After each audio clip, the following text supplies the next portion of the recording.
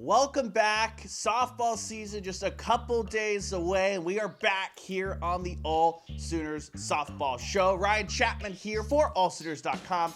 You know me, you know the drill. This is where we do the softball, and today is Monday as I'm recording this. It's going to drop on Tuesday, but today we got to speak to Patty Gasso. We got to speak to Alyssa Brito, Jada Coleman about the upcoming season that will start in Mexico on Thursday at the Puerto Vallarta College Challenge. Utah Valley and Duke up first on Thursday. We covered a ton of topics, and we will get that all here on the AllSooners Softball Show. Lineup decisions. Patty Gasso was not coy. She laid it out. I'll talk about that. We're going to talk about the core five. Who are they? What do they mean to Oklahoma? And obviously, some of this early season matchup talk. It should be a ton of fun when it gets rolling on Thursday. We'll discuss all that and more.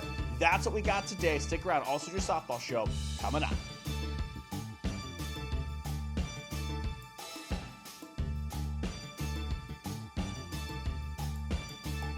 You're here. Welcome back. It's episode 2. I did the preseason preview. If you missed that, my 3 burning questions for Oklahoma softball ahead of the 2024 season.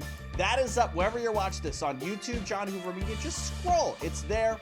AllSooners.com. Just Google AllSooners Softball Show. It'll pop up. And I said, not going to be every week until the season gets going. So if you're new here, today, Tuesday, this is getting launched. We're not going to do a Thursday show. There's nothing for me to preview because the season starts 10:30 a.m. Central on Thursday. But from here on out, starting next week, Tuesday at noon, Thursday at noon. Tuesday, I'll recap everything we saw in Mexico. Thursday, I'll tell you what we talked about with Patty Gasso, the players. We'll preview the weekend ahead. And that started with Media Day. Like I said, Monday, we got to talk to Patty Gasso, a couple of players, as Oklahoma embarks on what would be a historic 4th straight national title. They're still riding a winning streak, but not a lot of that was talked about. The national title chase was kind of mentioned, but at the beginning of the season, Patty Gasso is very much, look, it's a process situation. You have to be obsessed with the results day to day. All of that builds into what would become a Women's College World Series run and all that stuff. She also said, though, it's a privilege. This team sees the ability to chase history as a privilege. So not a lot to dive in there, but there was a bunch of interesting stuff, and we're going to start with one of my burning questions from the preseason. Who is going to replace Grace Lyons at shortstop? We wondered all offseason long, what would the options be? Is it an Avery Hodge? Is Tiare Jennings just going to slide over from second? Is Alyssa Brito going to move from third base to shortstop? What was that going to be? What were the ripples? Well, Coach Gasso just laid it all out on the table on Monday night.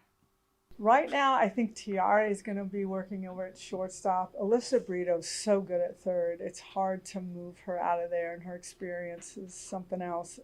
I've got 3 vying at second. That's Avery Hodge, Quincy Lilio, and Alina Torres. But Alina Torres can do a lot of things. Avery can also play shortstop. Q can also play the outfield. So there's opportunities for all of them. There you have it. Tiare Jennings, she will be your shortstop, at least to start for the Oklahoma Sooners. We did see that a little smidge. The OU tournament last year, Grace Lyons missed a couple of those games for she was exhausted, basically. One of those things, little illness situation. So Tiare Jennings slid around and did play a little bit of shortstop. So we have seen it. We've seen it with kind of this lineup that Patty Gasso talked about. If you get Alyssa Brito at third, Tiare Jennings at second, at shortstop, Quincy Lilio at second, and Sydney Sanders at first. That's exactly what played out there at the OU tournament, so we shall see. Some of those questions will be Quincy Lilio. Can she find that consistency if she plays second? We've seen her in little spurts, and she's shown off some power, but we haven't got to see what a full season of Quincy Lilio looks like, what Q looks like there. Avery Hodge, has her bat come along enough that Oklahoma wouldn't have to use a designated player spot for her, or that she'd be at the bottom of the lineup, one of those things. If it's Alina Torres, then the question presses on, what does right field look like? And look, there's a lot of names that are going to be thrown around. Patty Gasso also had a few, including a freshman, to look out for. That is what she talked about here. The outfield is still fighting. I mean, there's really good hitters. Our freshman Ella Parker, if she's not playing first, it'll be Sid Sanders at first, but Ella Parker's got to be in this lineup. So that's one thing that I'm certain. Cassidy Pickering is a big-time hitter as well. Now you've got Hannah Core, who had a great fall, and you've got Riley Boone, who is the starter of everything. So there's going to be a lot of movement this first weekend. We've got to give everybody opportunity to see how they handle, but likely the opportunity is going to be the matchup that fits them from the opponent offensively. Sure sounds like Ella Parker, regardless where she's playing, they're going to find a way to use her as the designated player, is what it sounds like there from what Patty Gasso just said. We saw that early last year. If you remember, Jocelyn Erickson, she really just had a first couple of weekends. She just sprinted out of the gate for the Sooners.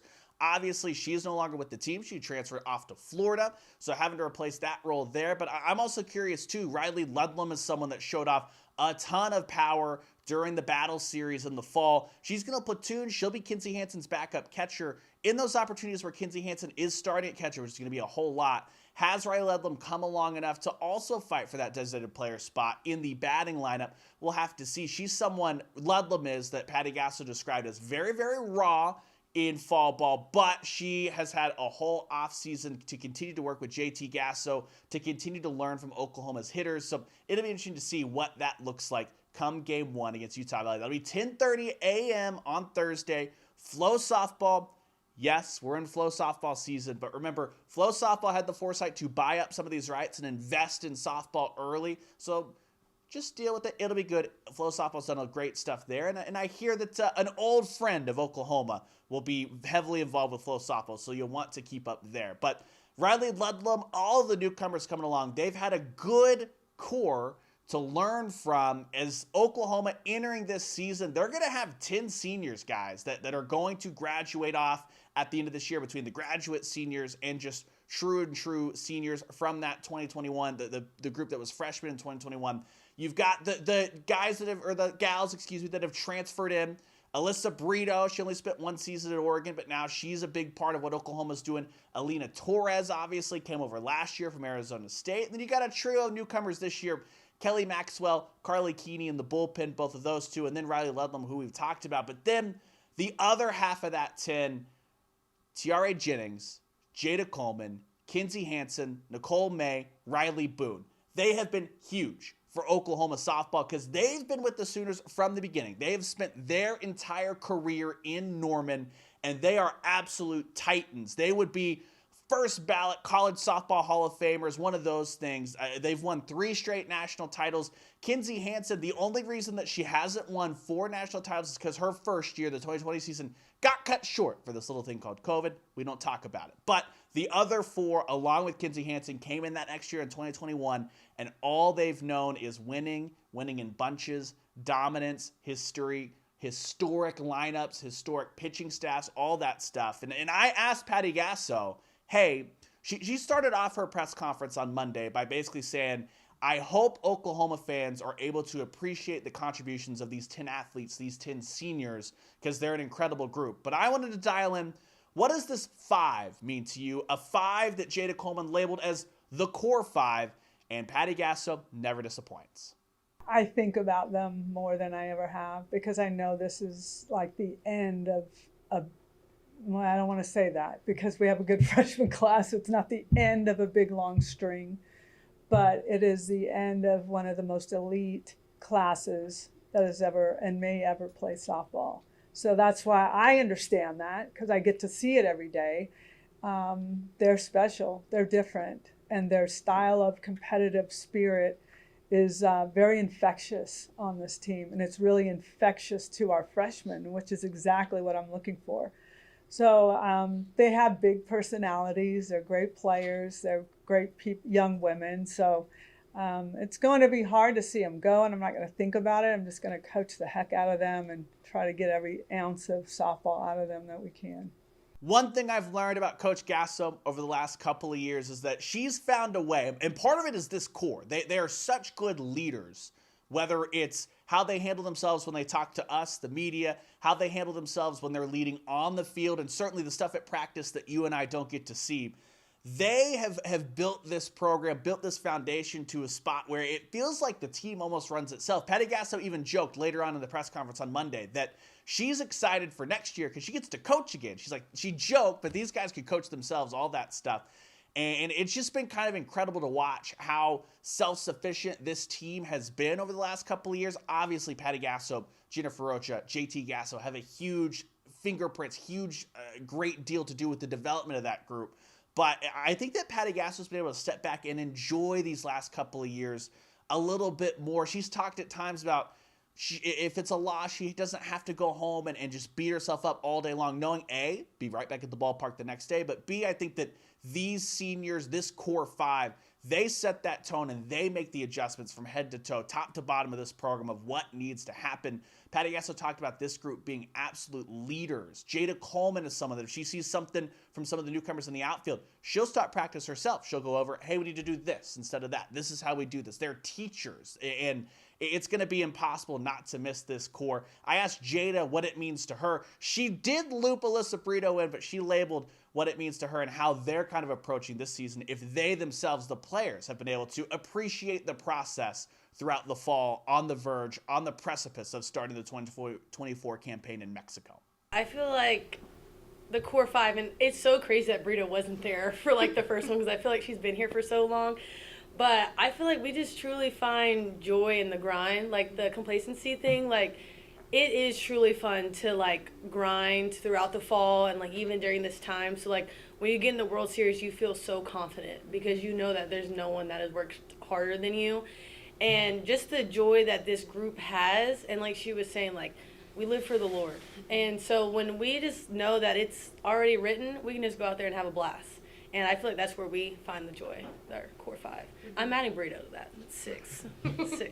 Patty Gasso hopes the Sooner Nation is going to be able to appreciate them. I know for me, just a schmuck that sits up in the stands and writes about this group, I've really enjoyed covering them. I'm going to be one of those that for a couple of moments, I'm just going to sit back and appreciate, man, that's Jada Coleman. That's what Jada Coleman's doing. Man, that's Nicole May. I hope that everyone's able to do that as well. But things will get all started up this Thursday, the Puerto Vallarta Collegiate Challenge. Utah Valley, Duke, Washington, Long Beach State. That's the group for Oklahoma that they will face this weekend. 3 of those teams, tournament teams a year ago. 2 of those teams are starting in the preseason top 10-ish. Duke is sliding around between 8 and 12, depending on where you look. But Washington and Duke, top 10 teams, top 10 caliber teams, teams that expect not only to be playing in Super Regionals, but to be hosting Super Regionals come late May. Alyssa Brito and this Oklahoma team, they're used to playing really tough schedules. Last year, it felt like Oklahoma played the entire top 25 that wasn't residing inside the Big 12 in their non-conference. But Brito talked about the challenge it's going to be and how Oklahoma embraces these moments early in the season, especially as they head to Mexico to start this thing on Thursday. I think it only makes us better, and I think excellence craves excellence, and I think when people give us their best, it only makes us better.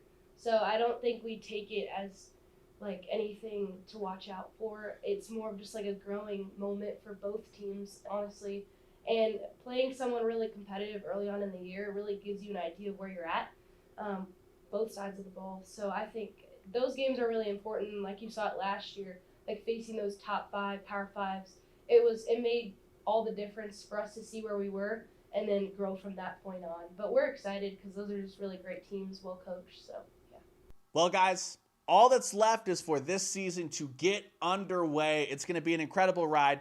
And AllSooners.com has you from top to bottom the whole way. All the press conference videos, every second of video from Patty Gasso or any player, whether it be Tuesday midweek press conferences, preview and stuff, whether it be post-game press conferences, whether it be when I head down to Austin to cover Oklahoma and Texas, and Mike White, everything that guy has to say. I know you love him. He's box office. Every bit of that video is on AllSooners.com, as well as if you're a YouTuber, John Hoover Media, a story from every single game. We cover every game here at AllSooners.com. I do a lot of that stuff, but we have a great team behind me helping me out. So be with AllSooners.com for your feature stories on all these players. You really get to know them, everything that happens, every pitch of the season, video, all that stuff.